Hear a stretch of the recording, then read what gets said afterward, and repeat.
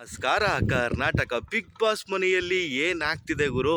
ಅಲ್ಲೆಲ್ಲ ಚೆನ್ನಾಗೇ ಇದೆ. ಆಚೆ ಕಡೆ ನೋಡಿದ್ರೆ ಒಬ್ಬೊಬ್ರು ಒಂದೊಂದು ಸ್ಟೋರಿ ಬಿಡ್ತಾ ಇದ್ದಾರೆ.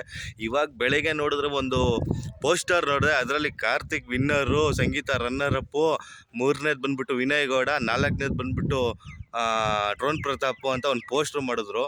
ಅದಾದಮೇಲೆ ನೆಕ್ಸ್ಟು ಇನ್ನೂ ಸ್ವಲ್ಪ ಹೊತ್ತು ಬಿಟ್ಕೊಂಡು ವಿನಯ್ ಗೌಡ ವಿನ್ನೇ ಆಗ್ಬಿಟ್ಟಿದ್ದಾರೆ, ಕಪ್ಪೆ ಕೊಟ್ಬಿಟ್ಟಿದ್ದಾರೆ, ಸಿಕ್ಕಾಪಟ್ಟೆ ಓಟ್ ಬಂದ್ಬಿಟ್ಟಿದೆ ವಿನಯ್ ಗೌಡಗೆ, ಹಾಗೆ ಹೀಗೆ ಅಂದರು. ಏನು ಗುರು ಸಮಸ್ಯೆ? ಯಾಕೆ ಇಷ್ಟೊಂದು ಇಲ್ದಿರ ಪಲ್ದಿರ ಕತೆ ಎಲ್ಲ ಯಾಕೆ ಬಿಡ್ತಾ ಇದ್ದೀರಾ? ನಾನು ಒಂದು ಹೇಳೋದಕ್ಕೆ ಇಷ್ಟಪಡ್ತೀನಿ. ಈಗಿನ ಪ್ರೆಸೆಂಟ್ ಸಿಚುವೇಶನ್ನು ಡ್ರೋನ್ ಪ್ರತಾಪ್ಗೆ 1,15,00,000 ಸಮಥಿಂಗ್ ಓಟ್ ಬಿದ್ದಿದೆ. ಇದರಲ್ಲಿ 100% ಹೇಳ್ತೀನಿ, ಇದನ್ನು ಯಾರ ಕೈಲೂ ಬೀಟ್ ಮಾಡೋದಕ್ಕಾಗಲ್ಲ. ಸುಮ್ಮನೆ ಸೋಷಿಯಲ್ ಮೀಡ್ಯಾದಲ್ಲಿ ಕತೆ ಹೊಡ್ಕೊಂಡು ಏನೇನೋ ಸುಳ್ಳು ಹೇಳ್ಕೊಂಡು ವೇಸ್ಟ್ ಗುರು, ಟೈಮ್ ವೇಸ್ಟ್ ಮಾಡಬೇಡಿ. ಒಟ್ಟಿನಲ್ಲಿ ಡ್ರೋನ್ ಪ್ರತಾಪ್ನ ಬೀಟ್ ಮಾಡೋಕ್ಕಾಗಲ್ಲ. ಅವ್ನು ಕಪ್ಪು ಗೆಲ್ಲಿಲ್ಲ ಅಂದರೂ ಪರವಾಗಿಲ್ಲ, ಕರ್ನಾಟಕದ ಜನರ ಮನ್ಸು ಗೆದ್ದಿದ್ದಾನೆ, ಸಾಕಷ್ಟೇ.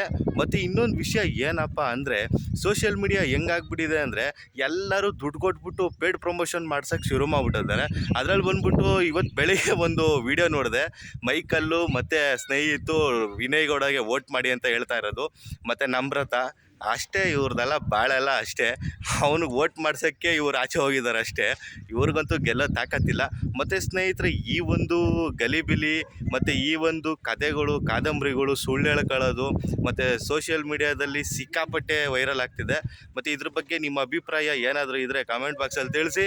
ಹಾಗೆ ನನ್ನ ಚಾನಲ್ನ ಯಾರ್ಯಾರು ಸಬ್ಸ್ಕ್ರೈಬ್ ಮಾಡ್ಕೊಂಡಿಲ್ವೋ ಸಬ್ಸ್ಕ್ರೈಬ್ ಮಾಡ್ಕೊಳ್ಳಿ, ಸಪೋರ್ಟ್ ಮಾಡಿ. ನಮಸ್ಕಾರ.